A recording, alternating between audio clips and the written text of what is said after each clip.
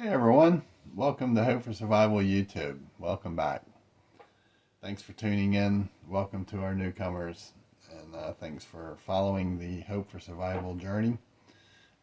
We're happy to have you. In this video, I want to talk about a topic that's it doesn't get a lot of attention, but it's kind of like a silent cancer or a silent disease on a nation. Just as running out of gas will stop you, running out of water and dehydrating will kill you, rust on a ship will sink the ship eventually. There is an ongoing problem in our nation that seems to only get addressed during election cycles when candidates want to blame the other party for the issue, and then it's forgotten. That topic is dependency on the government. Okay. In our country, I've always believed that the hardest part of being successful is stepping outside of your front door. You're talking about a nation where the government has a program that you can actually get a wake-up call from a government entity to go to a job interview. This came about 3 or 4 administrations back. And in order to be successful, all you have to do is put forth the effort. And if you look at comparable the number of American citizens who are dependent upon government programs versus the number of immigrants who came here the right way through the process and became American citizens, got an education, and they're extremely successful in our country to provide for their own families. There is a very wide gap between those individuals and the number of Americans who live at the poverty level and depend on government assistance. Roughly in America, our government spends roughly $1 trillion a year through 80 different federal agencies and programs to fund all these different programs to provide assistance to citizens who qualify for some form of government help. Okay. What's concerning is in 1979, when you looked at the poverty level and the number of Americans who were considered low income, those individuals provided 60% of their household income from jobs that they held. And then the government would provide assistance for roughly the other 40%. And from 1979 to 2021, low income families provide 25% of their income from work. So from 1979 to 2021, 2022 timeframe, we've gone from 60% of families providing income inside their home to 25% of individuals needing 75% support from government entities. And a lot of this increase was brought about during the era from around March of 2020 timeframe, 2021. And it's interesting too that when I'm telling you all these statistics, there was a period in 2022 that statistically said that Americans were wealthier than at any point in our history. So from 2022 to current time, we've gone from the wealthiest that we've ever been as a nation to probably as poor as we've ever been as a nation, at least in the last 50 to 75 years.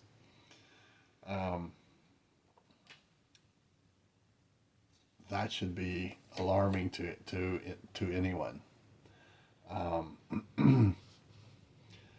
For a nation that doesn't make anything or build anything, basically, and everything is imported, we have nothing to sell at this time to others. You have to ask the question when you look at our national debt: how long can a debted nation continue to afford impoverished people? In 2023, the poverty level in our country was 11.1, or 36.8 million people. Without any Social Security, 4 in 10 adults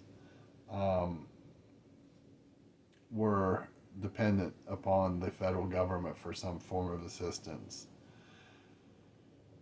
And 4 of 10 adults over the age of 65 are below the poverty level. 4% of the same individuals maintain a bachelor's degree or higher, are below poverty. And poverty fell, according to the government, poverty fell from 12.4 to 11.1 during this same period. So with a 2% annual increase in government assistance, if you look at a 2% increase in that government assistance with no outside income coming in other than Social Security, and you look at the cost of living increase in food, fuel, pharmaceuticals, or healthcare, rent, mortgage rates, it doesn't pass the test. There's no way that these numbers can be right. It has to be much higher. Absolutely. In our country, 36% of our people are renters. Think of these numbers. Homeowners' household median income is 40 times greater than those of renters. If the poverty level is $26,500, and the average rent cost in America is $1,559. Multiply that out and tell me how you can afford to pay rent and the necessities you need to live on $26,500. 40% of retirees live on Social Security only. They have no other income coming in. 40%. this is a topic that when we teach the 5 mile radius class that we cover in depth for your community.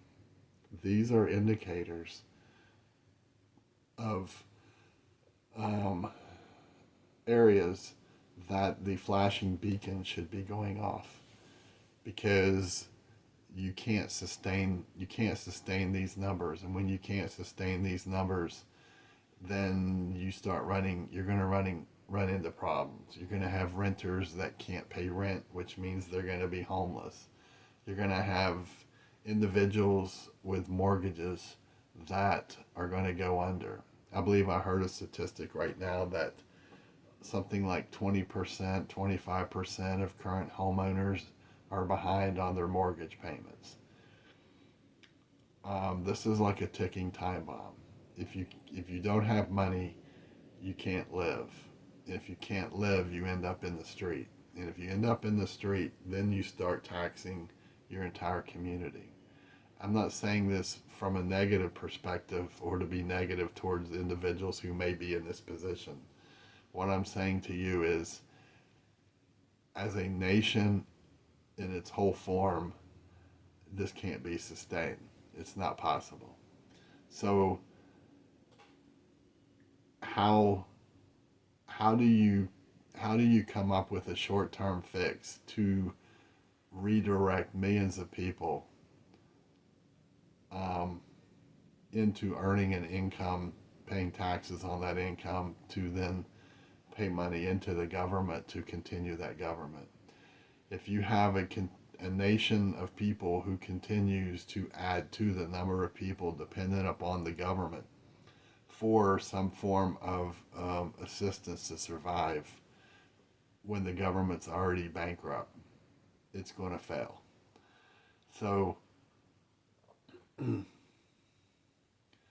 food lines, food banks, EBT cards, and all the other programs that the government has, that they provide some form of assistance to all these people around, many in your own community. When it tanks, is your community ready to handle it? You can do your own research. You can type in homelessness in America, and you can go look at all the different left-leaning, right-leaning articles on it. But the bottom line is, when you balance it out, is without money you can't live. And right now, the dependency level of citizens on some form of government aid, government help, medical, health care, um, it won't last. It can't last. You can't continue to make decisions to put people on these programs when these programs are basically bankrupt. It won't work. And if your community isn't discussing it or coming up with some sort of a plan of how you're going to handle it, like this happened during Hurricane Helene in North Carolina. They put up, post disaster, they put up a lot of uh, camps for hot tents and campers. And what they didn't plan for was the number of homeless people that came out of the hills, that added to the numbers of what they hadn't planned for.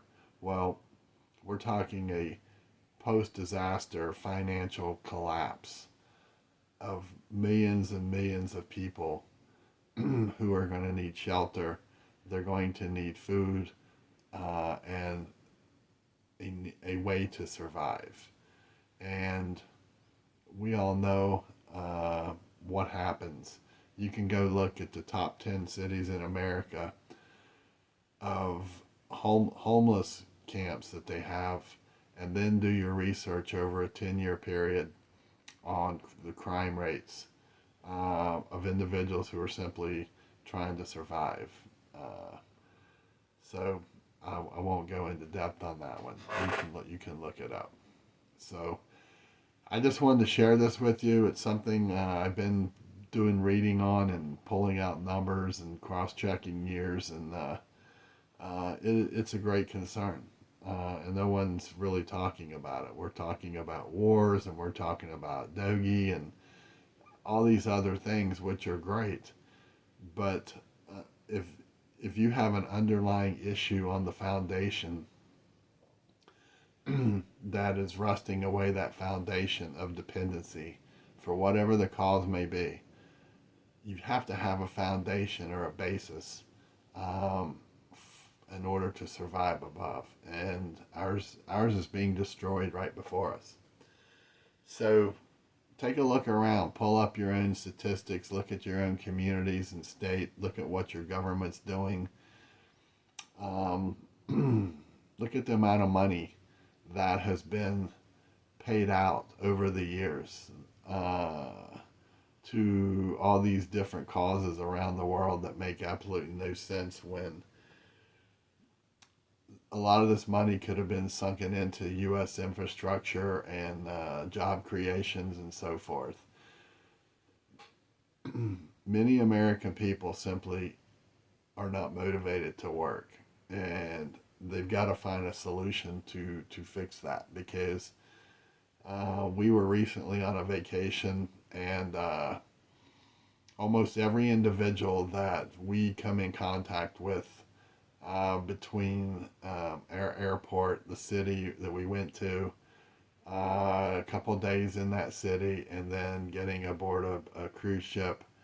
It's not uncommon for foreigners to be doing all the work on cruise ships, but in and around the city, almost from hotels to Ubers and Goobers and Lyfts and taxis, and they were all foreign. Even in the restaurants, we did rarely did we encounter an American working, and something has to give. It can't go on. It won't survive. Our nation won't survive, and the tailspin of it is it's going to create numerous problems around America until they find a fix. And I know I've made the comment, and I've heard others make the comment. Well, just cut off their aid, and they'll get out and get a job. Don't count on it. I'm not convinced of it. They will find other ways off the record to buy and sell things, steal things to sell it. They're just not motivated to work. And this all came about, and it was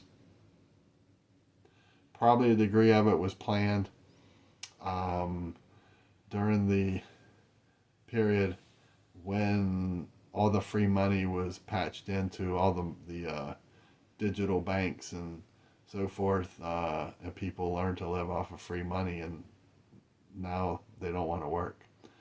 And if they do want to work, they want to work by their rules. They have no respect for the rules of authority and the entities that run companies, and they want to work from home or else they quit. So, um, sad to say, if you've ever been around the world, the third world countries, and you see poverty, and then you come here and you see how prosperous we are and how prosperous we can be, and you look at the attitudes of so many who aren't willing to put forth the effort to earn it, uh, it's not a good circumstance. So look around, give it some thought. Um, I hope you got something out of this video. Give it a lot of thought, and do some research on it, and you're going to find the same thing that I found. So until next time, if you like this video, please hit like, and if you have not subscribed, please consider doing so. And be safe out there. Things are not getting better, though many want to live in Disneyland and think that they are. But we're going through sweeping changes, and there's more changes coming. Whether we like it or not, we have no control over it. So it's even more important to get your home right and your community as well. And most of all, just remember, we are blessed people, and don't forget to give thanks. Bravo Echo out.